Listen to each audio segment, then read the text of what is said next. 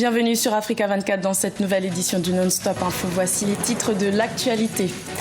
Lancement d'un projet de développement urbain en République du Congo. Les zones d'habitation non planifiées à Brazzaville et à Pointe-Noire représenteraient près de 60% de la superficie des terres. Comment optimiser le capital humain pour un meilleur rendement au sein des entreprises? C'était le but du Business Forum qui s'est tenu le 19 avril à Yaoundé au Cameroun. Les détails dans cette édition. Célébration de la semaine africaine de la vaccination du 24 au 30 avril. En Afrique, un enfant sur 5 n'aurait pas accès à des vaccins qui sauvent des vies. Mais tout d'abord, en Côte d'Ivoire, une nouvelle coalition politique d'opposition a été lancée ce jeudi 20 avril. Elle regroupe 4 partis politiques et plusieurs organisations de la société civile sous le nom Ensemble pour la démocratie et la souveraineté. Une coalition présidée par Georges Armand Wegner est formée en vue de l'élection présidentielle de 2020. Également dans l'actualité, en Mauritanie, le gouvernement a annoncé que le référendum sur la Constitution se tiendra le 15 juillet 2017. Rappelons que ce forum fait suite au rejet par le Sénat des amendements proposés par le gouvernement, notamment sur la suppression du Sénat et la modification du drapeau et de l'hymne national. En République du Congo, un projet de développement urbain a été lancé le 10 avril. Un projet financé par le gouvernement et la Banque mondiale pour réhabiliter 4 quartiers de Brazzaville et de Pointe-Noire. Un plan d'urbanisation nécessaire qui devrait contribuer à la réduction de la pauvreté et favoriser l'accès aux services de base. Sharon Kamara. L'urbanisation est en marche en République du Congo. Le pays a lancé le mois du développement urbain du 4 au 28 avril. Ce projet vise à accélérer le développement urbain et à restructurer les quartiers précaires. Baptisé DURCAP, il coûtera 120 millions de dollars et sera financé à hauteur de 67% par la Banque mondiale et 23% par le Congo. Ce projet au lancement duquel nous procédons ce jour est un programme d'envergure pour traiter la question des quartiers précaires qui plombent l'image et la productivité de nos villes, tant à la périphérie que dans les quartiers, même dans les quartiers péricentraux. L'objectif aussi est de renforcer les capacités du gouvernement et des municipalités en matière de restructuration urbaine. Cette initiative est d'autant importante que la coopération entre le Congo et la Banque mondiale en sort véritablement honorée. Avec une population de 4,5 millions d'habitants, dont plus de 60% vivent en milieu urbain, le Congo compte parmi les pays les plus urbanisés en Afrique. Le projet vise à améliorer les conditions de vie des habitants de Brazzaville et de Pointe-Noire, les principales villes du pays. 4 quartiers de ces 2 grandes villes seront électrifiés, les voiries seront refaites et des infrastructures socio-économiques seront construites. Nous pensons qu'au fur et à mesure, il est réalisé quand même dans cette ville des ouvrages de grande qualité, des ouvrages de haute technologie. Et pour l'ensemble, le chantier se déroule bien. Lancé le 10 avril 2017, le mois du développement urbain au Congo permettra également la réalisation du projet eau-électricité urbain. Nous avons le problème d'eau, nous avons le problème d'électricité, nous avons le problème d'accessibilité. Quand il pleut, les véhicules ne peuvent pas passer. Donc maintenant, si on veut améliorer, qu'on nous apporte des canalisations rationnelles, nous serons heureux. Le projet de développement urbain et de restructuration des quartiers précaires d'URCAP sera exécuté sur 4 ans dans les quartiers de Mboukou et Tchanyambi à Pointe-Noire, Sukisa et Mukunzi Ngwaka à Brazzaville. Dans le reste de l'actualité au Cameroun, les régions anglophones ont de nouveau accès à Internet.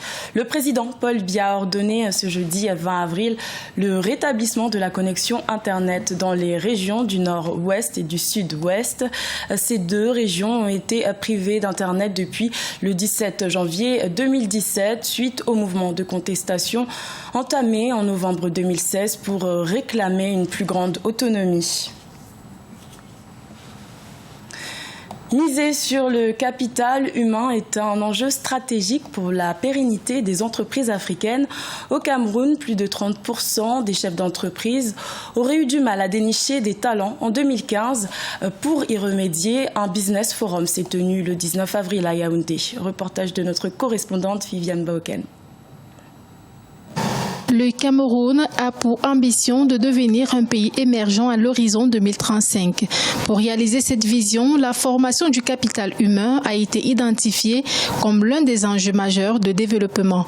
Pour les experts, il faut donc investir sur les ressources humaines en identifiant les priorités. Investir dans le capital humain, peut-être qu'on le fait depuis, maintenant on devrait le faire davantage et surtout dans des domaines qui sont des domaines porteurs. Il s'agit essentiellement de retenir des priorités, d'investir ces priorités-là et surtout de tout faire pour que ces priorités connaissent des succès. Le Business Forum ouvert à Yaoundé le 19 avril 2017 sur la participation du capital humain montre à juste titre que les économies en Afrique n'ont plus besoin de ressources matérielles pour se développer, mais plutôt des compétences qui vont accompagner les efforts qui sont faits. Le problème de beaucoup d'économies en Afrique, ce n'est pas les ressources. Nous avons les ressources du sol et du sous-sol. Il est maintenant important qu'on s'assure que nous avons les compétences, les savoirs et les savoir-faire indispensables pour accompagner les efforts qui sont faits. Et nous pensons que par des solutions intégrées de développement du capital humain, nous pourrons accélérer les choses à ce niveau-là, ce qui permettra d'accélérer l'agenda global. Aujourd'hui, l'enjeu du développement du capital humain consiste à doter le Cameroun de compétences nécessaires dans tous les secteurs clés et de bâtir un réservoir de talents, toutes choses qui sont indispensables à la transformation économique du pays en vue de son émergence. La semaine africaine de vaccination sera célébrée du 24 au 30 avril 2017 sous le thème « Les vaccins protègent tout le monde, faites-vous vacciner ». Renforcer les programmes nationaux de vaccination dans la région africaine est l'une des priorités de cette édition. Djaran Jai et Amira Benjabala Jean-Pierre. 7e semaine africaine de la vaccination, célébrée du 24 au 30 avril 2017.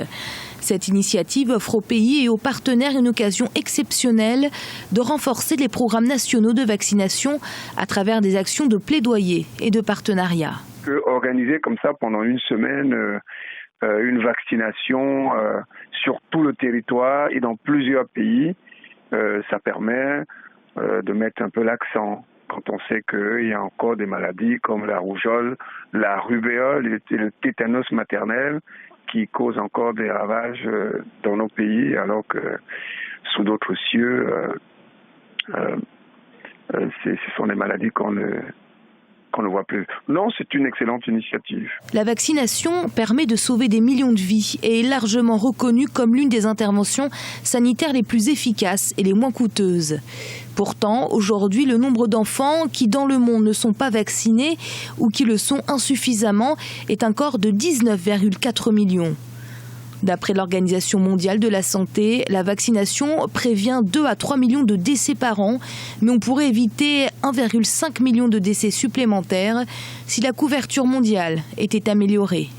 Dans les budgets d'investissement et dans les politiques d'investissement en Afrique, une fois de plus, la santé n'est pas prioritaire. Et en plus de ça, il faut ajouter les guerres, les conflits internes et les conflits régionaux. Tout ça, ça constitue des obstacles, mais c'est surtout une volonté politique. La Semaine africaine de la vaccination est une initiative régionale pilotée et coordonnée par le Bureau régional de l'Organisation mondiale de la santé pour l'Afrique. La première édition a été célébrée en avril 2011 sous le thème « Les mères et les enfants d'abord, vaccinons et arrêtons la polio maintenant ». Ce journal a été réalisé par l'ensemble de la rédaction. Merci de votre fidélité. Retrouvez dans un instant une nouvelle édition de l'information sur Africa 24.